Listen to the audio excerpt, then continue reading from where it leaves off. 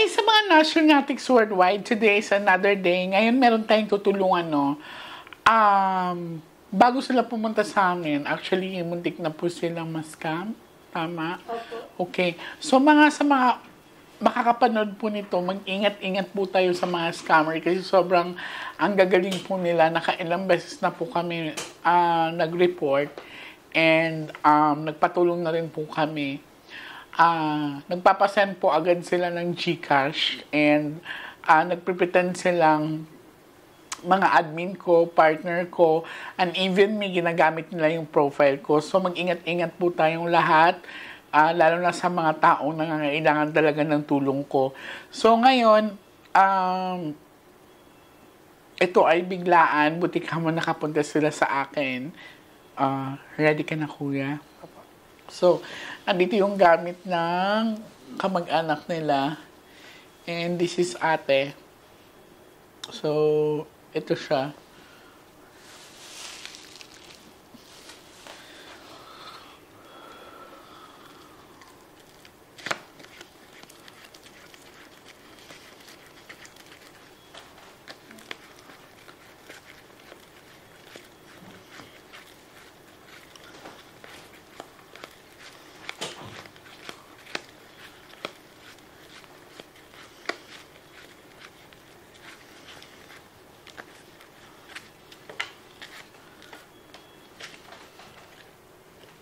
Anong real name ng babae?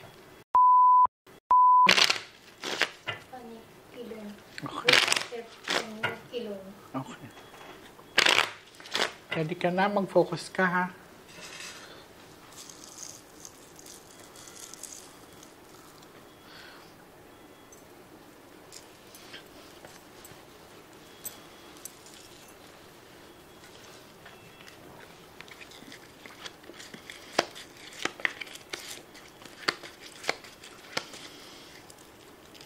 Now, kumuha ka ng isang card. Ikaw to.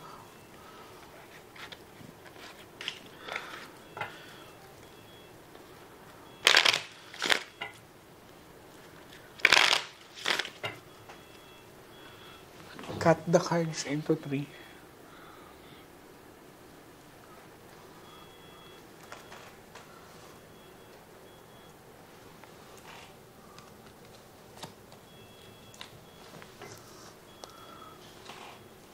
Kuha po kayo ng 7 cards of total again yung pabig.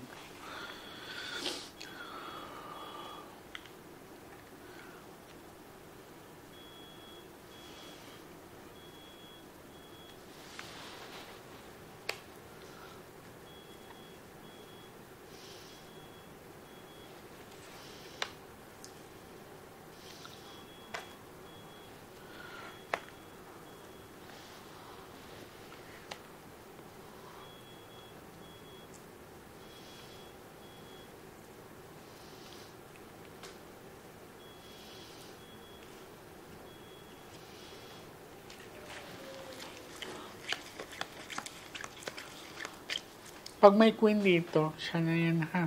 So, ikaw to.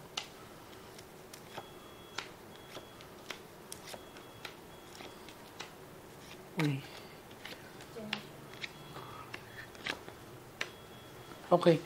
Sa pinapakita sa akin ng mga baraha, wala pang queen, no? Pero, may dalawang king dito. This is a representation.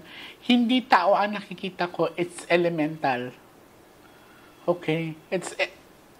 It's elemental ang nakikita ko dito. So, maaaring may pinuntahan tong batang to bago mangyari ang lahat, no? So, I feel water. Sa ngayon, state of coma ang sitwasyon ng bata. Sa pinapakita sa akin. So, maglalakbay yung diwa niya. Ibig sabihin yan, maaring may makakasalubong siya mga hindi niya nakikilala na hindi niya kaano-ano at maaring mabanggit niya yung mga pangalan wherein ang pangyayaring ito ay hindi normal kasi ang maaring ang makikilala niya or makakasalubong niya sa paglalakbay niya ay yun ay mga patay na. Pero sa pinakita sa akin ng mga baraha, this is elemental. Ang taas ng chances na maaaring nagustuhan to. Okay.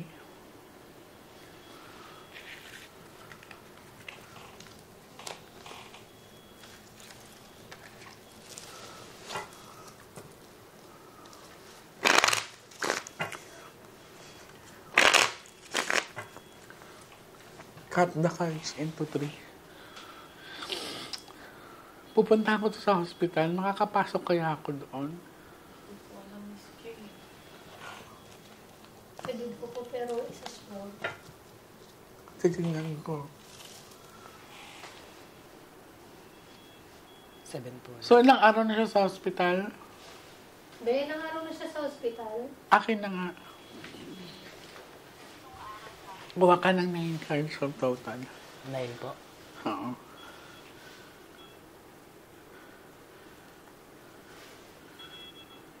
Paano ba ito nalakasan? Paano ito nalakasan, darling?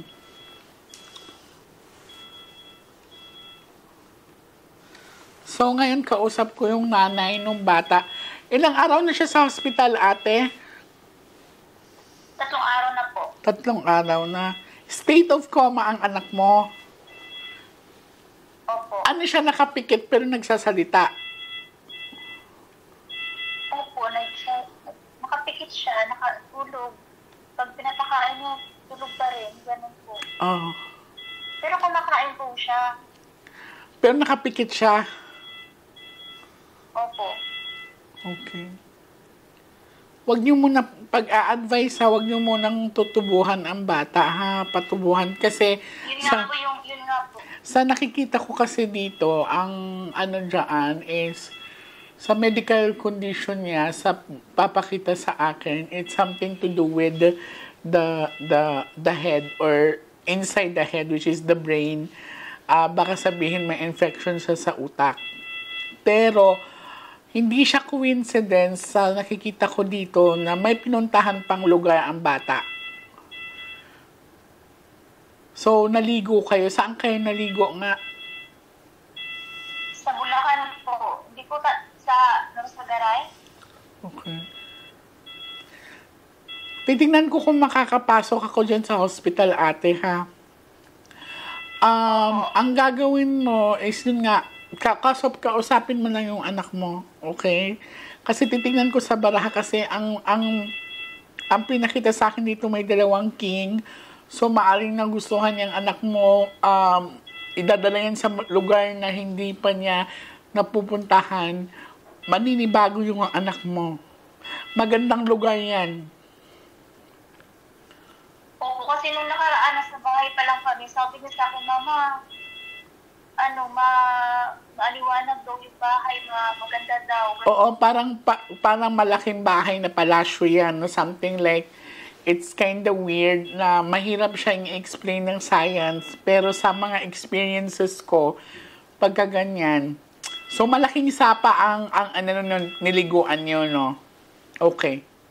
Opo. Tama nga. So, wait lang.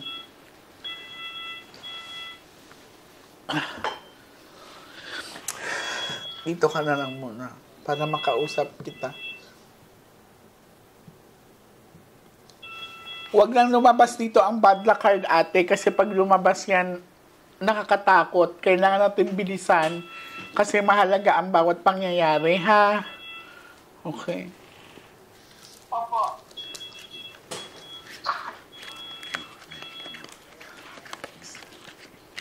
May mga pagbabagong ugali ang anak mo na hindi niya ginagawa dati. Okay? Flower. So, may nakikita akong mga, dito. May mga puno ako nakikita dito. Okay, andito na naman. Andito na. Hawak niyo yung anak mo. Nakikita niyo? Baraha. Hindi natural yan, ate. Okay? May rosary ka ba dyan? Wala nga po eh. Okay. Bukas magpadala ka ng rosary. Wala kang mga crucifix something? Bukas po baka Hindi, bibigyan ko, makakabalik ba kayo doon sa hospital? Hindi daw po kasi nagpapapasok eh. Ay, hindi nagpapapasok. Hindi, kuhanin mo lang sa labas. Opo, pwede. Okay, may papadala ako ngayon. Isuot mo sa kanya, ha? Opo. Puro ano to? May mga puno ako nakikita. Tapos may, bato-bato ako nakikita dito sa area na to. And, hawak nila yung anak mo. Wag mo siyang hayaang makatulog ng yung hindi sumasagot kasi ibig sabihin isasama yung anak mo. Okay? Lagi mo siyang kausapin. Magpahinga ka din kasi mahirap pag magkasakit ka. At least, dinami-dami kong tinulungan. Kailangan natin bilisan kasi buhay ng anak mo ang nakasalalay dito. Opo.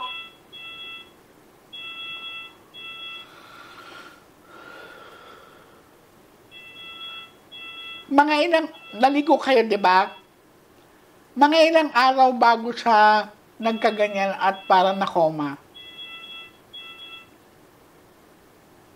Ano po, isang linggo ngayon. Magtaka din po kasi ako kasi nung nagpa-check up kami, UTI po siya. Monday po, naglakad po kami, namili po kami. Tapos pinagupitan ko po yung buhok kasi napakahaba ng buhok. Ay, Nung shit. pinagupitan ko po, nung gabing yun, pinagupitan ko po, nabulat na lang ako ng bigla siya tulog ng tulog. Iyon na yun. Tapos naduduling na yung mata niya. At naalala ko yung tinulungan ko, mahaba din ang buhok niya. Mga 2 years, 3 years ago. Kung hindi man ako nagkakamali, same yung nangyari sa kanila at doon din siya naligo sa may Bulacan. Okay? Pinagutan ako. Titingnan namin kung masisend namin sa'yo ang video na yon. Nag-alay kami doon, kaya lang yung anak niya hindi na namin nahabol kasi natubuhan na nung pumunta sa akin. Iwangan niyo po ako na. Magdasal tayo, mas makapangyarihan ang dasal, ha? Huwag ka lang mapanghinaan ng loob. Okay? Kasi ang mangyayari dyan, yun bang yung pagkagupit sa buhok ng anak mo, kinagabihan ba, hindi ba siya nagsabi na masama pakiramdam niya, sumakit ba yung ulo niya? Oo, masakit daw po ulo niya. Yung gabi yun, pinainom ko po ng medical, tapos nawala. Basta ma'am, doon po nag-umpisa nung pinagupitan ko yung buhok niya, kinabukasan, tulog-tulog na talaga siya. Kasi natapos kinabukasan, naduduling na siya. Duling po na, ang pangit po ng mata niya bigla, naduling talaga na biglang lumaki, na nag-iba itsura niya. Basta, mag-iiba talaga itsura niyan. Biglang tatanda ang itsura ng anak mo. Ano po talaga, basta yun po, yun doon po nang simula, nung lupitan ko siya, Martes po yun.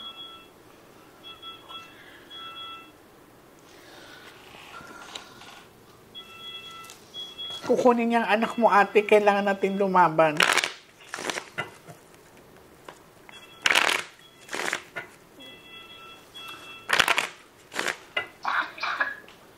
Cut the cards Tapos in. papansin ko po sa kanya,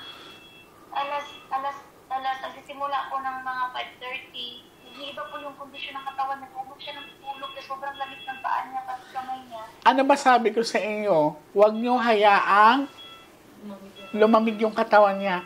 Ate, bago pa lang kita kinausap, nung nakita ko yung picture ng anak mo at saka nahawakan ko yung gamit, sinabi ko na sa kanila, sila po magpapatunay, wala po silang kwento sa akin dito. Sinabi ko na sa kanila na may naalala akong same condition sa kanya. Same na same ang pangyayari. Kaya lang medyo mabigat sa akin nung time na yun. Kasi nga, hindi alam ng mga netizen na ginawa namin lahat. Kaya lang natubuhan talaga siya. After nun, mga 24 to 48 hours lang yata kung hindi man ako nagkakamali. nawala yung anak nila. Kaya ayoko maulit-ulit yun, ate. Yun po yung ano nila, ipatubuhan. Kaya sabi ko, nahingi ko ang tulong sa inyo. Kasi po, yung kung tubuhan talaga siya. Kasi, ano po, nagsasalita naman po siya, umaayos. So, yun nga, every 5 hanggang 6, mga 6 na pababa. Nag-iba po yung kondisyon niya. Puro antibiotic ang ibibigay yan, matatapang na antibiotic. Opo. Okay. Opo, opo.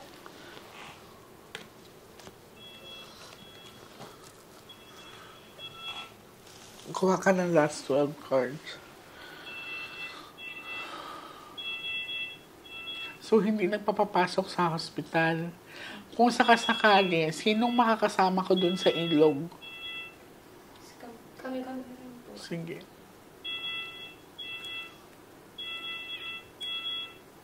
Thursday ng hapon.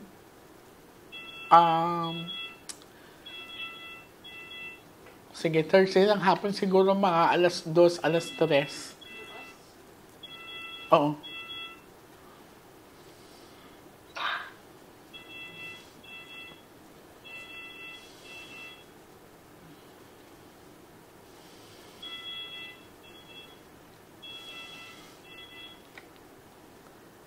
Di ba nung kinausap kita, sinabihan kita may pinuntahan ba siya bago mangyari ang lahat ng to?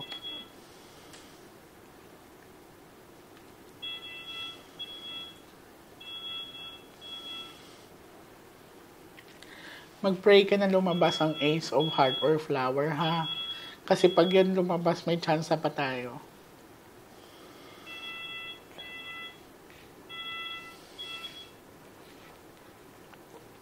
Asa na yung mubana, te? Wala na yung mubana? Wala na. Bulag na mo? Bulag. Oo. Tanawa, pati gani ka, nakabalo ko, ha?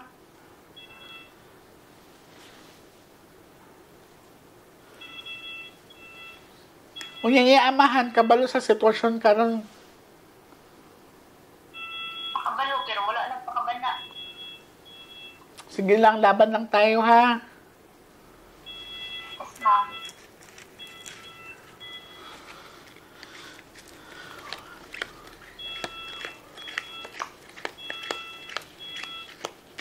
Siguro nakakatulog din siya dahil sa gamot na binibigay sa kanya. Opo.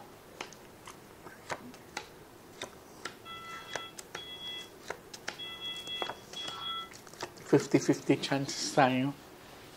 Andyan siya. Hawak siya, te. Okay. Sinagot tayo, ha? Sinagot kami, oh. Okay. Pero hawak pa nila yung anak mo. Okay. Ate, hindi ko sinasabing maniwala man kayo sa akin o hindi. Basta gagawin ko ang paraan na alam ko para sa anak mo. Opo. Okay?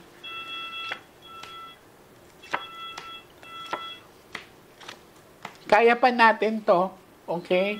Wala nang ibang tao dito. Yung anak mo is nasa...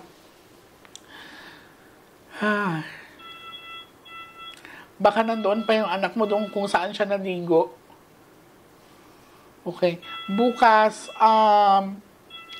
pag kaya ng schedule ko, pupuntahan namin yung lugar na kung saan kayo naligo, ha? Okay. Po. Lakasan mo lang loob mo. Tulog siya ngayon, hindi siya pwede makausap.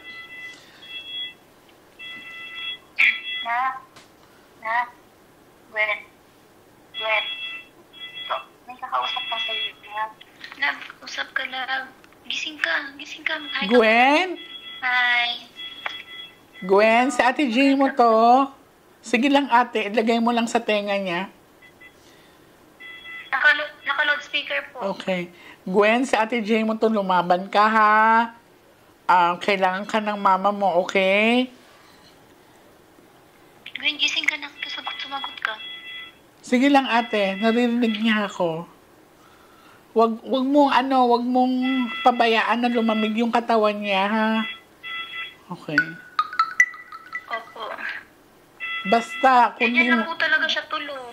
sige lang. Kasi maaari sa mga gamot din niya. And, yun nga, sa nakikita ko kanina, parang state of coma siya. Wala ka bang kapalitan dyan? Wala nga po eh. Naghanap nga po ako kaso kung pwede nga lang po yung pinsan ko nandyan na lalaki. Kasi parehong minor eh. Hindi ko alam kung pwede I po. see. Feeling ko pwede naman siguro kasi ano na naman na to. 17 ka na, di ba? 18 po. 18 na siya eh. Pwede na to, te. Opo, subukan ko po. Ibibigay ko sa kanya yung iaano kong rosary, ha? Ipasuot mo sa kanya, okay? Opo. Huwag mong ipatanggal, ate. Ayan, Opo, so, opo. bukas, puntahan natin yung lugar na saan kayo naligo, ha? Mag-ingat ka dyan, magpahinga Anong ka. oras po yun, ma'am? Mga hapon siguro kami pupunta, ate, kasi may tutulungan pa ako bukas. After nun, mag-a-update kami sa mga nandito. And, update ka rin namin. Opo. Okay. Pero ma'am, di ba gagaling naman po siya? Ma'am, babalik po siya sa dati, di ba? Lalaban tayo, ate, ha? Pray lang, pray. Mas malakas ang kapangyarihan ni Lord, okay? Basta ito, ang sa nangyayari sa anak mo ay hindi natural yan. Opo. Okay. Alam ko po, ramdam ko po talaga, hindi. Istorya-istoryahan lang siya, te. Ayaw lang yun pagkuan. Pag naikay chance na istoryahon siya, istoryahan yun, ha? Okay. So, magpahinga ka din. Drink a lot of water. Namanggoy tayo, ma'am, nadili siya ng mga istorya. Nasa time, nadili siya makikistorya. Sige lang, pag inana nga time, hilut-hiluta iyang kamot. Iyang hilut-hiluta iyang kamot niya. Please, pislita ang iyang kalang sa iyang bitong tiil. Sa pinakadulo, ana, basta para mabalik lang yung ulirat niya. Okay? Basta i-update ka namin update ka namin bukas. Opo. Okay, sige. Pahinga ka din, ate. Kailangan ka ng anak mo, ha? Opo. Okay. Thank you so much. Mga saligo na po at walang tulog. Sige lang, pahuli lang. Basta importante mabalik ang imong anak. Okay. Opo, ma'am. Ayan, thank you, ate. Mag-ingat ka dyan. Papatayin na namin to para huwag ka masyadong mag-overthink, okay? Kasi mahirap din pag magkasakit ka. Okay, thank you. Thank you po Okay. talaga. So, nung naligo kayo, siya lang talaga ang nagkaganon. Ilang babae ba ang kasama ninyo? Ang dami po. Gano'ng kahaba ang buhok niya? Hanggang nagpaspuwet or papwet na? Upwet na po. Papwet na. Okay. Nagustuhan to.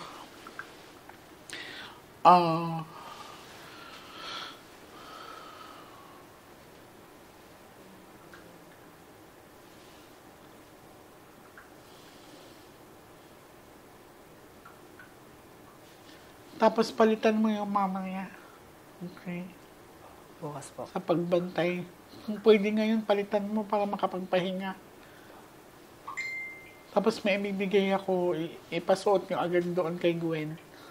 Okay? Ayan. So, sa mga Nostronatics worldwide, humihingi po ako ng tulong sa inyo na mag-alay po tayo ng dasal about kay Gwen. Si Gwen ngayon ay nasa hospital. And she's a state of coma. Nawawala-wala daw po talaga siya. And naalala ko dati yung tinulungan ko na siya po ay pumanaw na rin. Ayoko pong mangyari ito ulit kay Gwen. Nanghihingi po ako sa inyo ng dasal.